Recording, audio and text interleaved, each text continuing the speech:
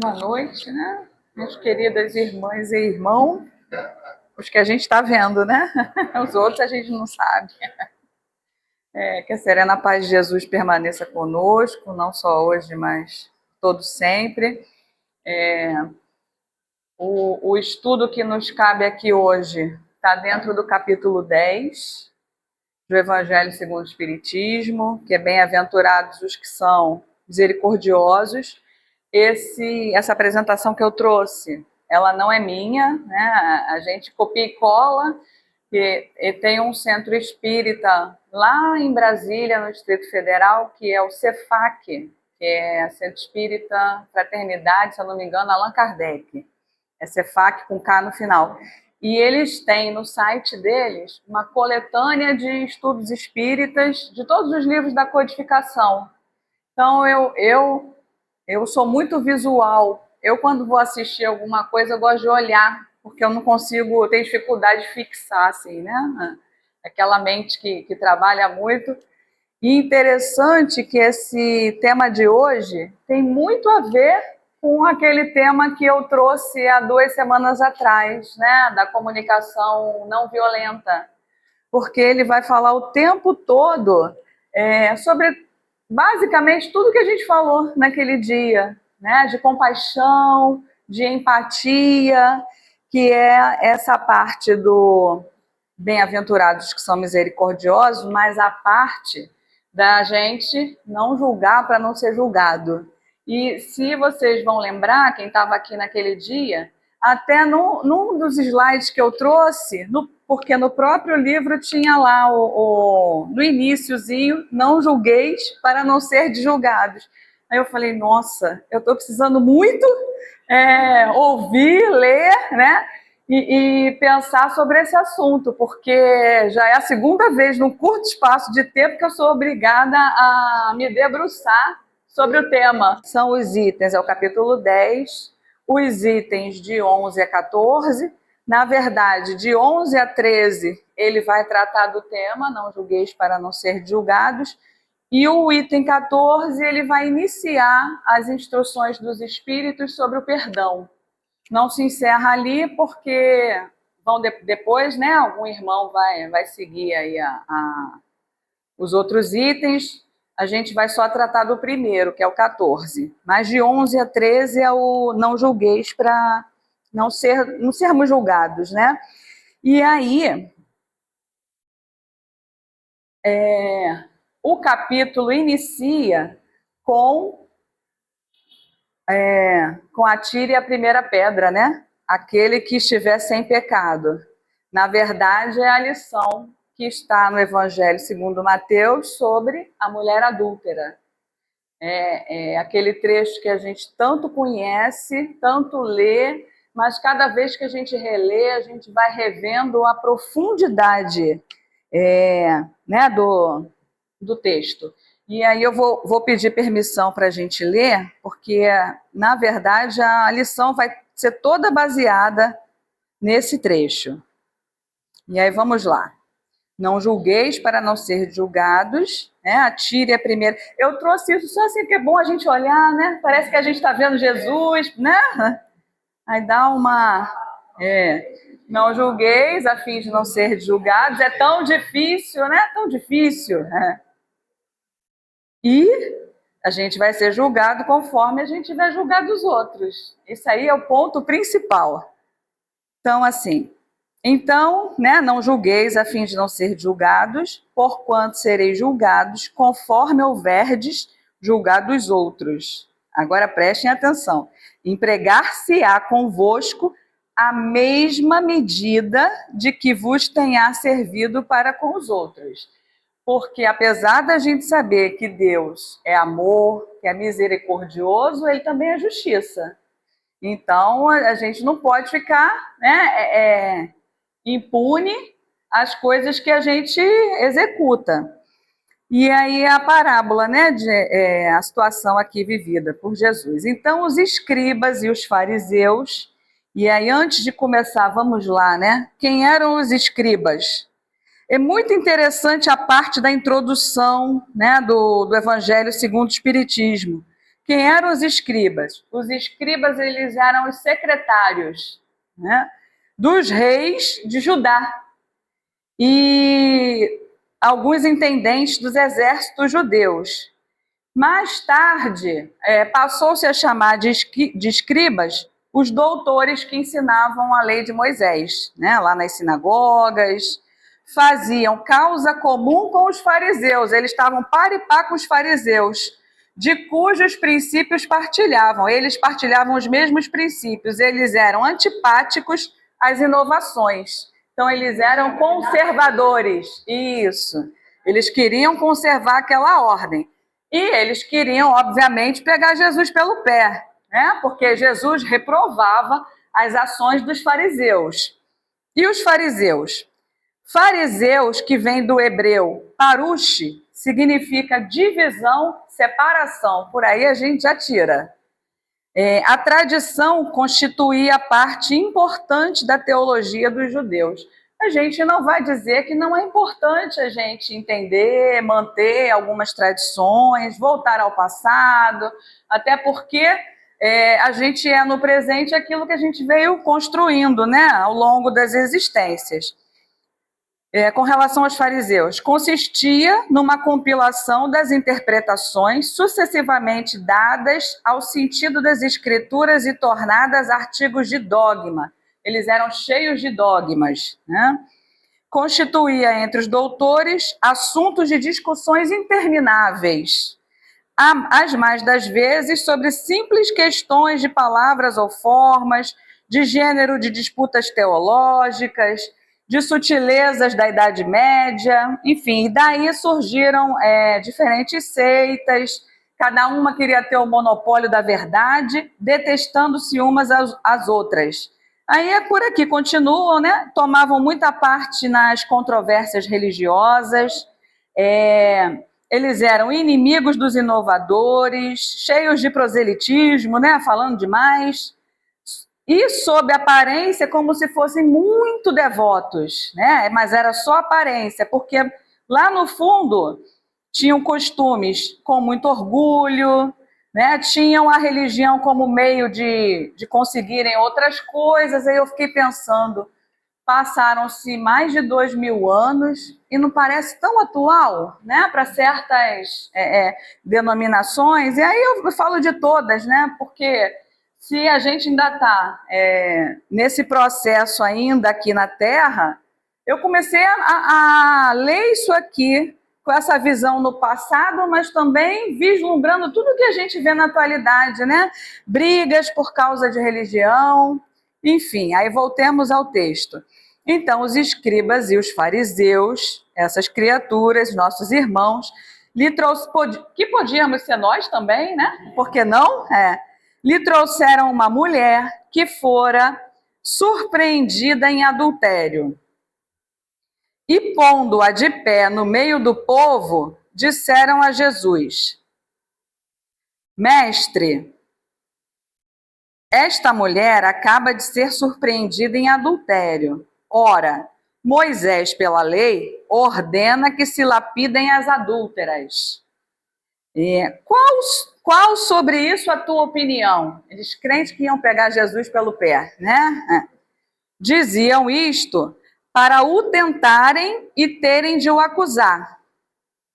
Porém, né, Jesus, abaixando-se, entrou a escrever na terra com o dedo. Jesus, com sua calma, aquela calma que ainda não temos, diante de uma situação onde a gente é encurralado, a gente quer logo, né, partir para cima.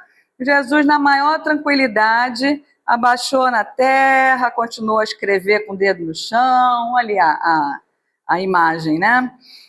Quanto aos que o interrogavam, esses... tá. Jesus, porém, abaixando-se, entrou a escrever na terra com o dedo. Como continuassem a interrogá-lo, ele se levantou e disse, né? Aquele dentre vós que estiver sem pecado, atire a primeira pedra. Em seguida, abaixando-se de novo, continuou a escrever no chão. Imaginem a potência das palavras de Jesus, né? Quanto aos que o interrogavam, esses, ouvindo-o falar daquele modo, se retiraram, um após outro, afastando-se primeiro os velhos. Ficou, pois, Jesus a sós com a mulher, colocada no meio da praça, né?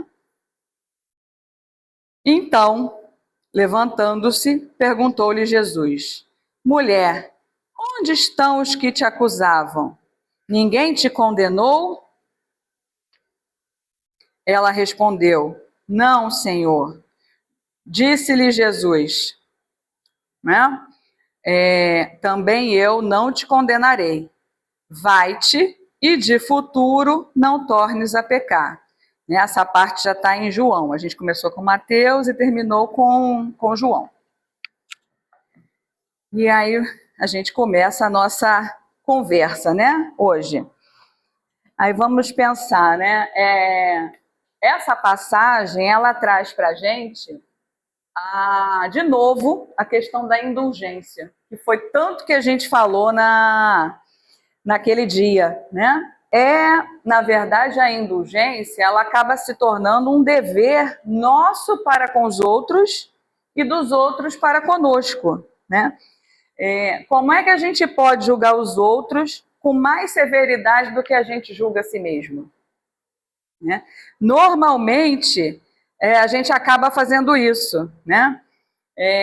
Jesus, quando traz esse ensinamento, ele fez com que aqueles homens, né, refletissem sobre aquela situação e traz essa reflexão para nós hoje ainda.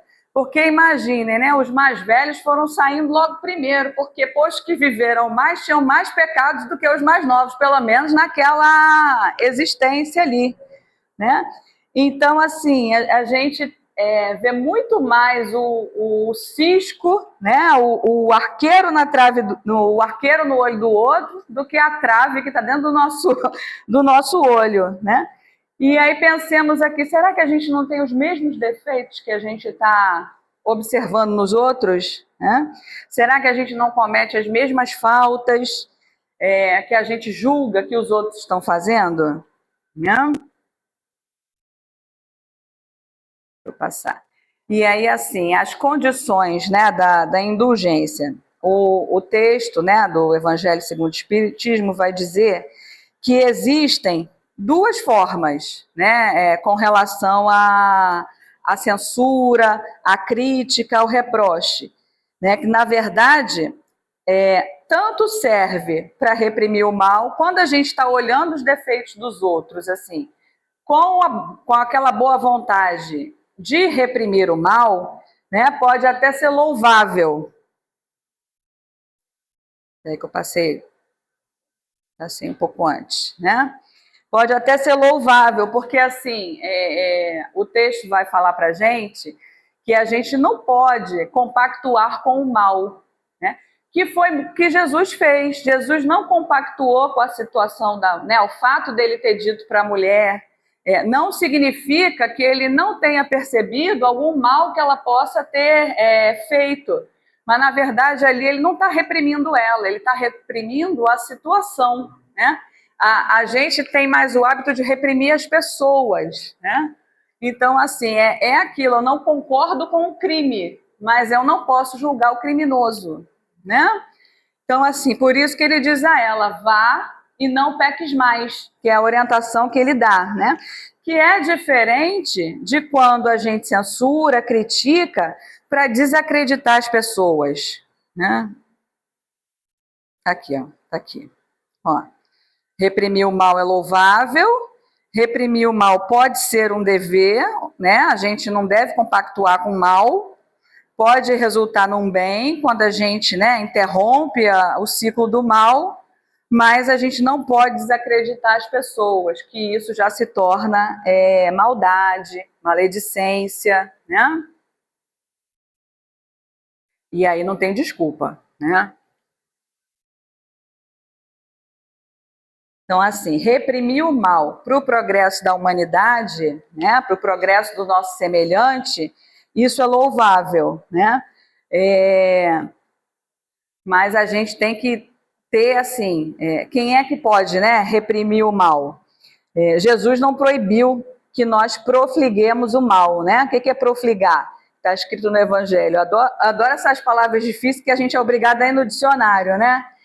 Profligar é destruir, né? Então Jesus não proíbe que a gente destrua o mal. Agora, quem for falar do mal de alguém tem que ter autoridade moral para poder falar. E quem de nós tem autoridade moral para censurar alguém, né?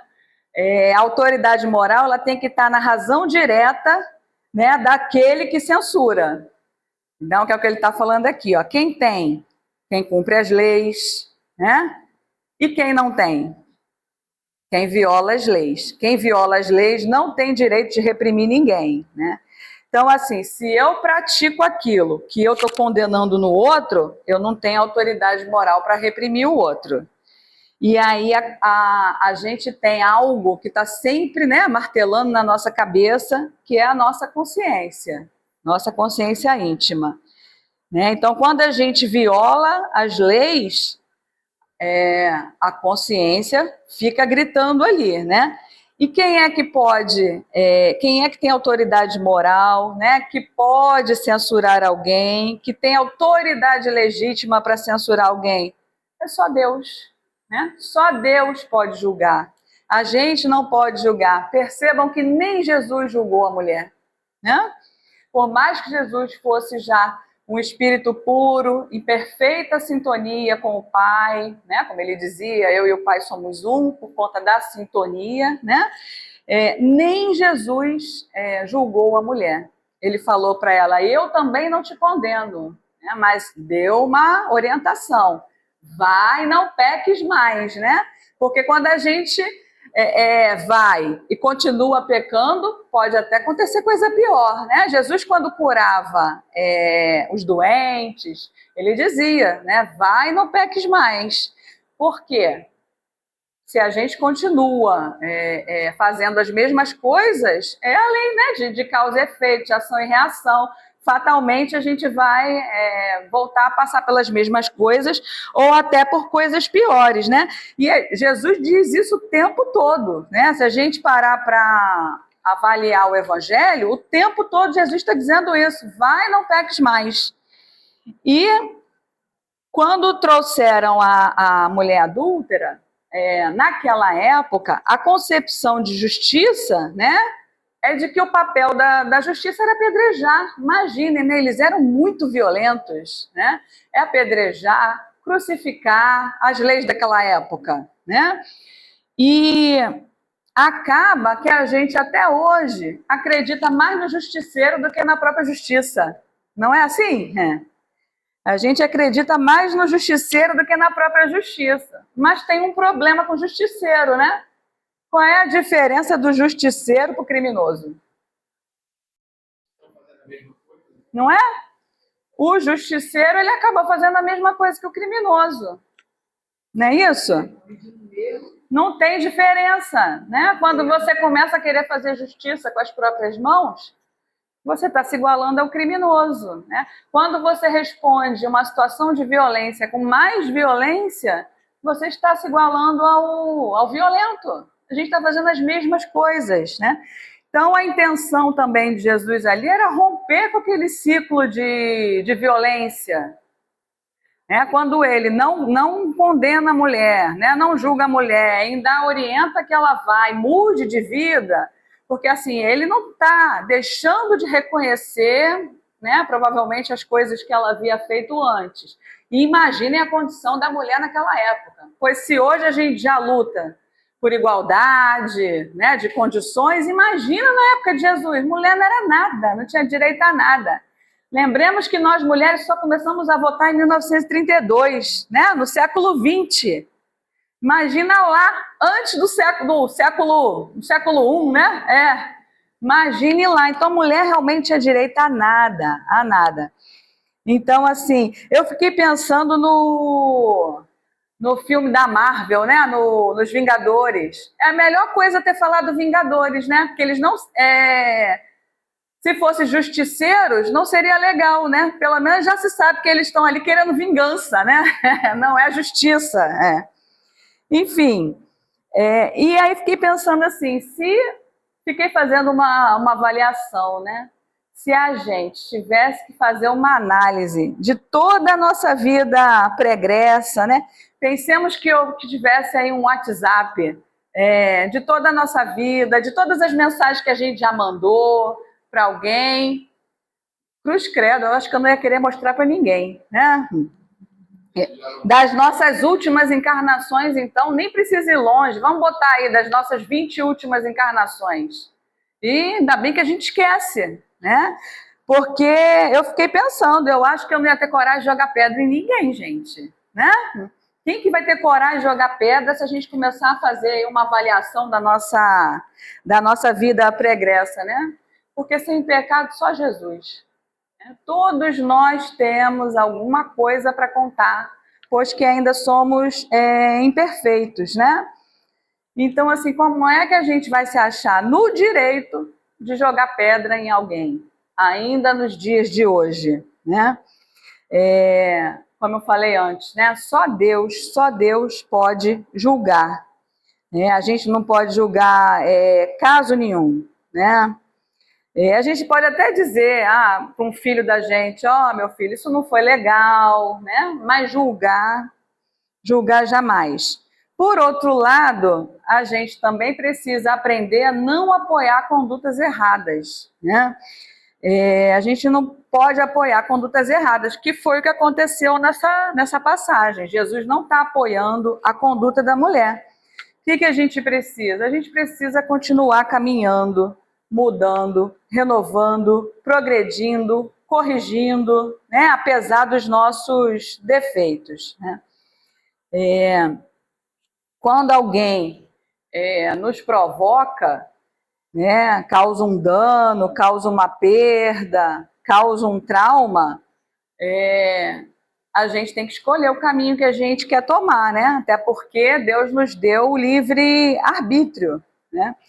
E aí pensemos aí, ou a gente vira para Deus e diz, né? Sai que eu vou resolver, né?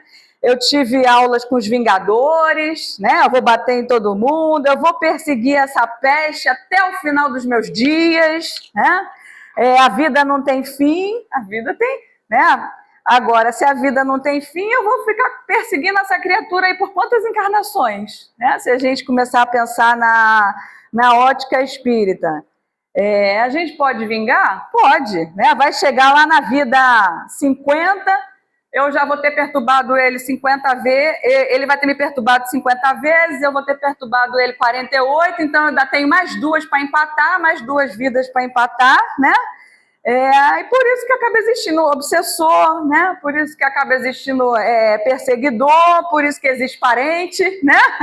Porque a gente fica nessa, né? Fica nessa a vida toda.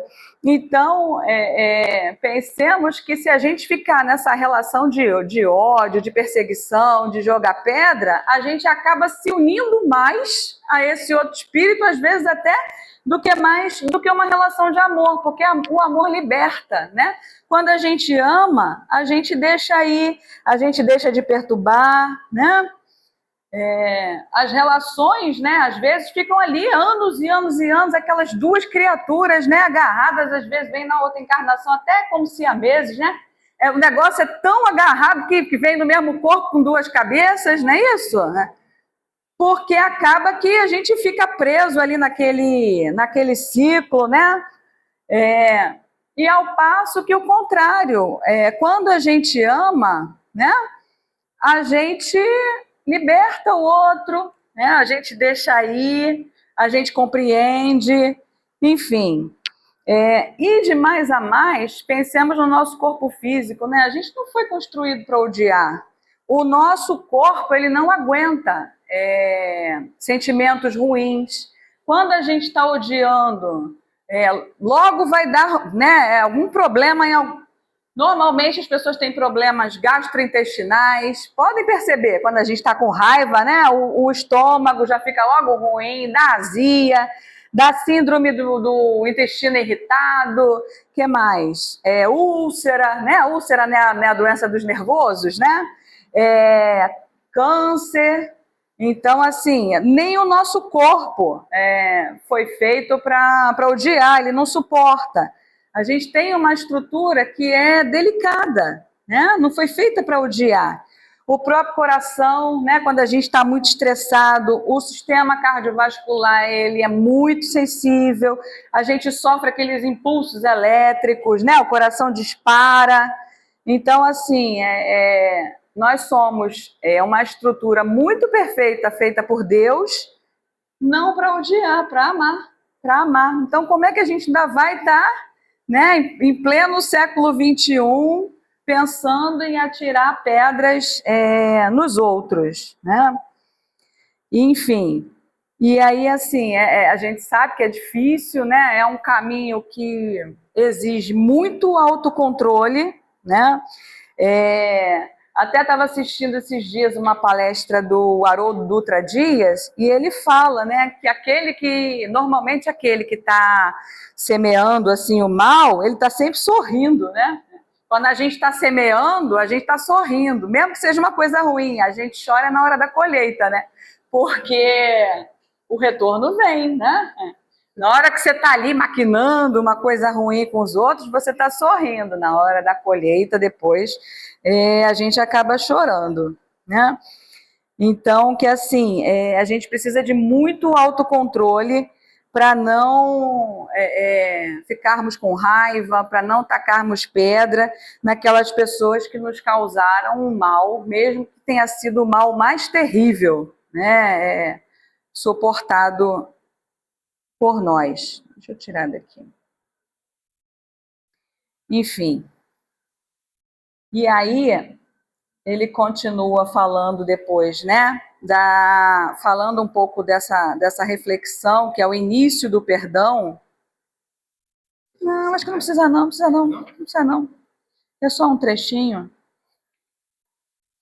E aí, nas instruções dos espíritos, ele traz a pergunta que Pedro faz a Jesus, né? Do perdão das ofensas. Quantas vezes perdoarei o meu irmão? Quantas vezes? Né? Está em Mateus, capítulo 18, né? Eu acho que esse é um dos ensinos de Jesus, assim, mais importantes, né? Que ainda é difícil para nós, né? Quantas vezes a gente tem que perdoar o nosso irmão? Né? 7 vezes? Pedro pergunta a ele, né? Quando Jesus diz 70 vezes 7 vezes, né? Ele está falando de misericórdia. Não é à toa que é o capítulo Bem-aventurados os misericordiosos, né? Que vem do latim miseris, miseris de miséria, e cordis, de coração, né? O que é a misericórdia? É a gente ter compaixão com os outros, né? É a gente estar com o coração pelos miseráveis. E aí, quando a gente fala miseráveis, não é só miseráveis de materialmente falando, né? Porque todos nós somos em alguma medida, né? Então, misericórdia quer dizer amar os miseráveis, ou seja, amarmos todos, né? Uns aos outros, como Jesus nos recomendou, mutuamente, infinitamente, ao ponto de perdoarmos infinitamente. E como isso ainda é difícil para nós, né? Muito difícil. Então, assim, são palavras simples, mas muito fortes, muito poderosas, que estão na oração do Pai Nosso, né?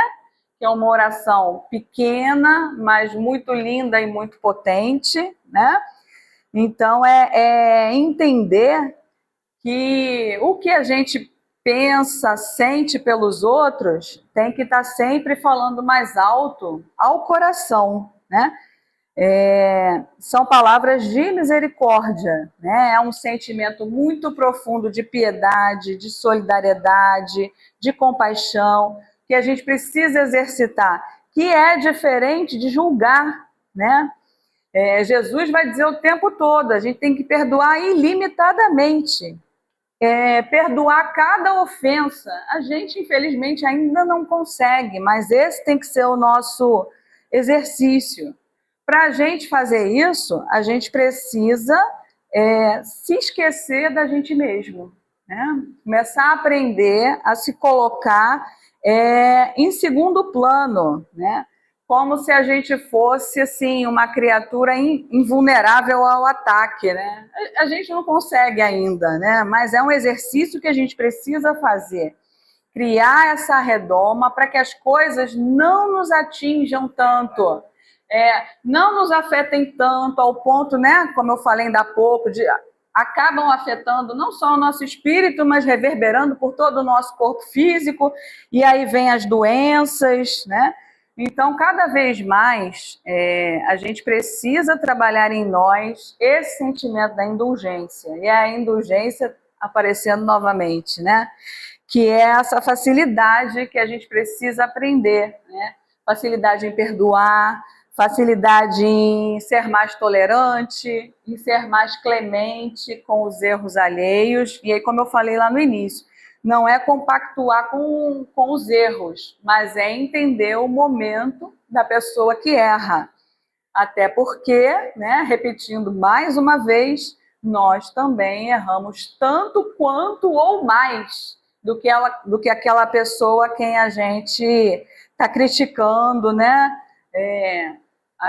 De quem a gente tanto reclama, muitas vezes são as pessoas que estão mais próximas de nós, né, que convivem com a gente o tempo todo, que estão dentro da nossa casa, que estão nos nossos locais de trabalho e estudo, que a gente perde a paciência, né, com esses que a gente tem que exercitar, porque nós bem sabemos, né, que nós não viemos dos mesmos grupos por acaso. O acaso não existe, né? Depois que a gente começa a estudar, né, com a luz que a doutrina espírita nos traz, a gente já sabe que o acaso não existe.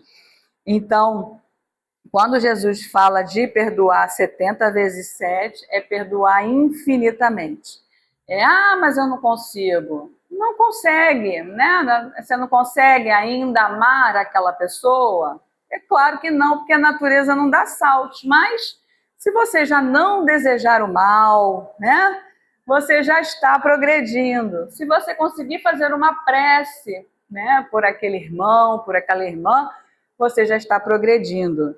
Né? Você não precisa estar agarrado, nem a gente vai conseguir amar um suposto inimigo como a gente ama um suposto amigo. Mas é o exercício que Jesus nos conclama, fazendo toda essa interface com não julgueis para não ser julgados, né? Então, assim, eu penso que é um exercício dificílimo, porque a gente o tempo todo julga, a gente quer se igualar a Deus, né? Só Deus julga, mas a gente quer se igualar a Deus. Então, eu vou ler aqui um trechinho da página do finalzinho, que achei bem bonito. Prestai, pois, ouvidos a essa resposta de Jesus, e como Pedro, aplicai-a a vós mesmos. Perdoai, usai de indulgência, sede caridosos, generosos, pródigos, até do vosso amor. Dai que o Senhor vos restituirá. Perdoai, que o Senhor vos perdoará. É aquilo, né? Não julgueis para não ser julgados, porque a gente vai ser julgado na mesma medida em que a gente julgou. Em contrapartida, a gente também vai ser perdoado da mesma forma que a gente perdoou. Né? Então, assim, tem uma esperança, tem um consolo muito grande, né? Abaixai-vos, que o Senhor vos elevará. Olha que bonito. Humilhai-vos, que o Senhor fará vos assenteis à sua direita. Né? Se seus atos pessoalmente vos prejudicaram, mais um motivo aí tendes para ser indulgentes, porquanto o mérito do perdão é proporcionado à gravidade do mal. Né? A gente tem que aprender a perdoar do tamanho que foi a gravidade do mal. Nenhum merecimento terias em relevar os agravos dos vossos irmãos, desde que não passassem de simples arranhões. Ou seja, quanto maior, né, a maldade que fizeram com a gente, mais mérito a gente tem em perdoar. Se for uma coisinha boba, é muito fácil perdoar, né? Mas se for uma coisa maior, que machucou, que causou trauma, causou dano, quando a gente consegue perdoar, o mérito é muito maior, né? E aí o espírito que é o Simeão, né, diz para nós aqui especialmente, né? Espíritas, jamais vos esqueçais de que, tanto por palavras como atos, o perdão das injúrias não deve ser um termo vão. A gente não pode perdoar só de boca. Ah, eu perdoei, mas não quero nunca mais saber, nunca mais quero ver. Se ele passar ali, eu atravesso a rua, né? Não é assim que a gente faz? Olvidai o mal, né? Olvidar é esquecer, o mal que vos hajam feito, e não penseis senão numa coisa, no bem que podeis fazer. A gente tem que canalizar o nosso pensamento, o nosso sentimento para o bem. Tirar do mal, tirar, né? Da cabeça da gente, do coração da gente, o mal que nos fizeram e canalizar para o bem, né? Esquece o mal que te fizeram, pensa no bem que a gente pode fazer, né? Aquele que enveredou por esse caminho não tem que se afastar daí, ainda que por pensamento, uma vez que sois responsáveis pelos vossos pensamentos, os quais todos Deus conhece. Ou seja, se eu não consigo ainda estar convivendo com aquele irmão, com aquela irmã, né, que me fizeram mal, né? Que eu acredito que me fizeram mal, mesmo que eu não consiga conviver, que eu afaste essa ideia de julgamento, de vingança, pelo menos dos pensamentos, que a gente comece a trabalhar, né? Esse campo mental nosso, porque esse é o início de tudo, né? Tudo começa no pensamento. Eu não consigo estar com ele ainda, mas eu vou começando a mudar meu pensamento sobre aquela situação, né? E aqui, somos responsáveis pelos nossos pensamentos, os quais todos Deus conhece. Já pensou, gente? Dá até vergonha, né? Ouvir isso. Porque aí eu lembro logo de Paulo, né? Que a gente está rodeado de uma nuvem de testemunhas. Eu já falei isso aqui algumas vezes e é verdade. Toda vez que agora eu estou prestes a fazer alguma bobagem, eu fico pensando assim, tem um monte me vendo, né? Aí isso dá até... Às vezes não dá certo, não. Eu vou lá e faço mesmo aquilo, porque eu não sou perfeita ainda, né? Mas às vezes dá um freio, já dá um freio, entendeu? Quando a gente lembra que a gente não está sozinho, né? Que tem um monte de gente nos observando, já dá um... Pode até fazer, mas, né? Já vai pensar duas vezes. Cuidai, portanto, de os expungir de todo sentimento de rancor. Rancor é muito ruim, gente, né? Rancor da artrite, artrose, né? A gente fica enrijecido. Podem reparar, pessoas muito rancorosas têm tudo problema de junta, né? Fica aquela coisa assim mais rígida, né? Então vamos começar a pensar nisso. Se a gente quer aproveitar a encarnação, viver um pouco mais, com qualidade de vida, né? Hoje eu estava vendo lá, uma colega estava me mostrando um videozinho de uma idosinha que elas estavam atendendo, 113 anos. Aí eu falei, meu Deus do céu, eu falei, eu não quero viver assim não. Aí ela olhou, eu não quero viver até isso tudo não, eu falei. Aí ela ficou espantada assim, olhando para mim, eu falei, gente, 113 anos é muita coisa, né? Agora, assim, depende, né? Depende da qualidade de vida que você construiu ao longo da sua encarnação, né? Se é para ficar em cima de uma cama, dando trabalho para os outros, né? Então, assim, que a gente comece a repensar em nossos hábitos, não só os nossos hábitos materiais, mas os nossos hábitos mentais, espirituais, né? E é aqui. Cuidai, portanto, dos expungis, todo sentimento de rancor. Deus sabe o que demora no fundo do coração de cada um de seus filhos, que é o que a gente está falando aqui o tempo todo, né? E aí ele termina, é a última frase aqui da minha tarefa. Feliz, pois, daquele que pode todas as noites adormecer dizendo: nada tenho contra o meu próximo. Quem pode falar isso na hora que deita? Eu não posso, não sei vocês, né? Nada tenho contra o meu próximo. Esse primeiro item foi escrito pelo irmão Simeão em Bordeaux, 1862, né? E aí depois ele vai continuar os próximos itens aqui, E nós vamos chegar de fato no capítulo no item da indulgência, mas a indulgência passa por todo esse capítulo, que a gente está falando de misericórdia, obviamente, né?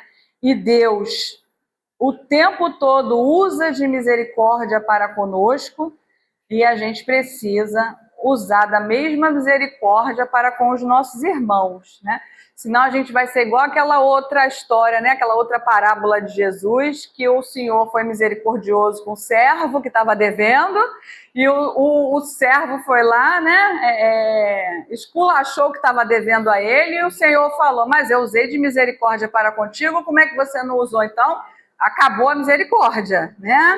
Você vai ficar preso lá igual o outro, né? E aí eu fiquei pensando, não é? Devia muito mais, eu te perdoei, né? Que é o que a gente está falando aqui o tempo todo, né? Não julgueis para não ser julgados, perdoai, né? Para sermos perdoados, como diz a belíssima oração do Pai Nosso. E aí eu trouxe o Sermão da Montanha, que eu fiquei lembrando que Gandhi falou que podia se perder tudo nesse mundo, todos os livros, mas que se salvasse o Sermão da Montanha, nada estaria perdido, né? E aí eu vou terminar lendo o Sermão da Montanha. Vendo as multidões, Jesus subiu ao monte e se assentou. Seus discípulos aproximaram-se dele e ele começou a ensiná-los, dizendo: bem-aventurados os pobres em espírito, pois deles é o reino dos céus. Bem-aventurados os que choram, pois serão consolados. Bem-aventurados os humildes, pois eles receberão a terra por herança. Bem-aventurados os que têm fome e sede de justiça, pois serão satisfeitos. Bem-aventurados os misericordiosos, pois obterão misericórdia. Bem-aventurados os puros de coração, pois verão a Deus. Bem-aventurados os pacificadores, olha aí a comunicação não violenta, né? Pois serão chamados filhos de Deus. Bem-aventurados os perseguidos por causa da justiça, pois deles é o reino dos céus. Bem-aventurados serão vós, quando por minha causa os insultarem, os perseguirem e levantarem todo tipo de calúnia contra vocês. Alegrem-se e regozijem-se, porque grande é o vosso galardão nos céus, né? A sua recompensa. Pois da mesma forma perseguiram os profetas que viveram antes de vocês. Se a gente pensar, né, nos testemunhos de amor, de fé, de paciência do Mestre Jesus, dos seus discípulos, né? Todos eles desencarnaram, exceto João, mas todos desencarnaram de forma violenta, né? Não é? Então, tantos que já vieram antes de nós, né, para nos dar o exemplo, e aí a gente tem exemplos, né, em todas as religiões. A gente pode falar aí do nosso Chico, da Madre Teresa e de tantos outros, né, que a gente se espelhe no exemplo desses irmãos, principalmente, obviamente, do Mestre Jesus, né, que é o nosso guia e modelo, para na hora que a gente estiver pensando em julgar, em atirar a primeira pedra, que a gente possa respirar fundo, contar até 10, né, e lembrar que Jesus disse que a gente tem que perdoar infinitamente, né? Um dia a gente vai chegar lá, né? Estamos a caminho. Né? Então, meus irmãos, que essa paz de Jesus, que esse perdão de Jesus, que esse ensinamento de Jesus possa ficar assim, impregnado, né, nas nossas mentes, nos nossos corações, e certamente nós sairemos daqui, desta vida, pelo menos dessa encarnação, assim espero para todos nós, melhores do que aqui adentramos. Tá? Muito obrigada pela paciência aí e perdoem aí os defeitos.